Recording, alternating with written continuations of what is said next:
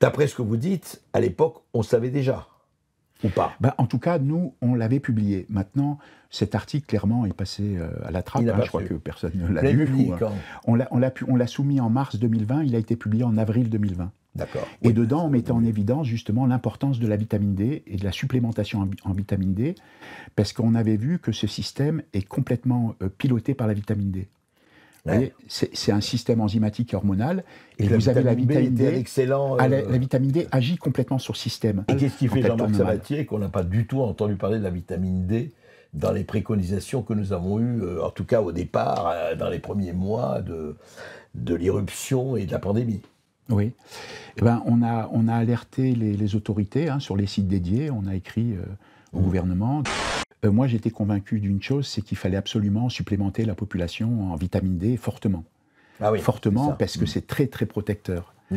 Et c'est pas ce qui a été fait.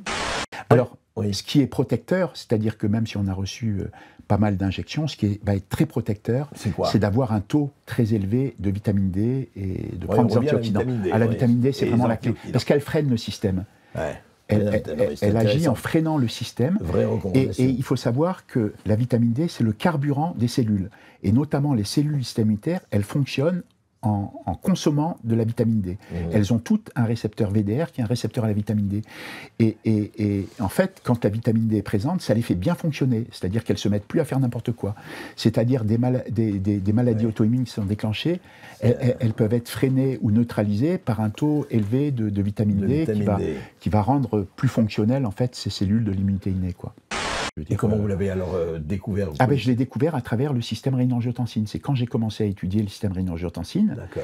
sur lequel agit le virus, j'ai vu que la vitamine D, elle avait un rôle central dans le bon fonctionnement de ce système, parce que ça empêche sa suractivation.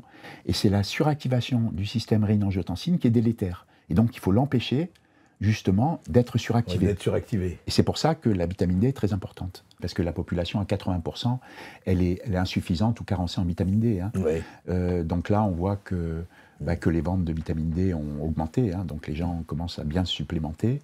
Ils utilisent antioxydants, ils utilisent différentes molécules, ils comprennent peut-être un petit peu mieux comment ça fonctionne, parce que la vitamine D en elle seule n'est pas suffisante, c'est-à-dire qu'il faut rajouter du magnésium, il faut rajouter du zinc, parce que la vitamine D qu'on prend, elle est inactive. Vous savez, le cholécalciférol qu'on prend en ampoule ou en gélule, c'est inactif. Ça a besoin d'être métabolisé par le foie et les reins. Et les résultats sont surprenants, puisque un haut niveau de vitamine D ne protège pas du Covid-19, bien au contraire, il augmenterait le risque d'hospitalisation par 2 et tendrait également à faire progresser le risque de forme grave.